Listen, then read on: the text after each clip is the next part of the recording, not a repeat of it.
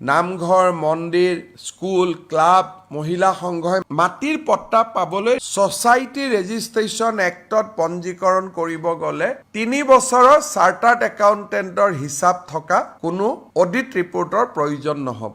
ৰিনিউৱেলৰ যিটো ফাইন দিব লগা ব্যৱস্থা আছিল, সেই ব্যৱস্থাটো আজিৰ পৰা আমি প্ৰত্যাহাৰ কৰিছোঁ। মিছন বসুন্ধৰাৰ আটাইতকৈ গুৰুত্বপূৰ্ণ লক্ষ্য হ'ল নামঘৰ, মন্দিৰ, বিদ্যালয়, ক্লাব, মহিলা সংঘ, সামাজিক অনুষ্ঠানসমূহে যাতে মাটিৰ পট্টা পাব পাৰে। কিন্তু মাটিৰ পট্টা পাবলৈ ৰেজিষ্ট্ৰেশ্যন কৰিব লাগে ছ'চাইটিটো, আৰু ছ'চাইটিটোক ৰেজিষ্ট্ৰেশ্যন কৰোঁতে মানুহৰ অসুবিধা হয়। 3 বছৰৰ চাৰ্টাৰ্ড একাউণ্টেঞ্চিৰ চাৰ্টিফিকেট লাগে, অডিট চাৰ্টিফিকেট লাগে। আজি কেবিনেটে সিদ্ধান্ত কৰিছে যাতে মিছন বসুন্ধৰাত এই নামঘৰ, মন্দিৰ, স্কুল, ক্লাব, মহিলা সংঘই মাটিৰ পট্টা পাব পাৰে। সেইকাৰণে তেওঁলোকে ছ'চাইটি ৰেজিষ্ট্ৰেশ্যন এক্টত পঞ্জীকৰণ কৰিব গ'লে 3 বছৰৰ চাৰ্টাৰ্ড একাউণ্টেণ্টৰ হিচাপ থকা কোনো অডিট ৰিপৰ্টৰ প্ৰয়োজন নহ'ব। এতিয়া সেই ব্যৱস্থাটো আজিৰ পৰা আমি উঠাই দিছোঁ মিছন বসুন্ধৰা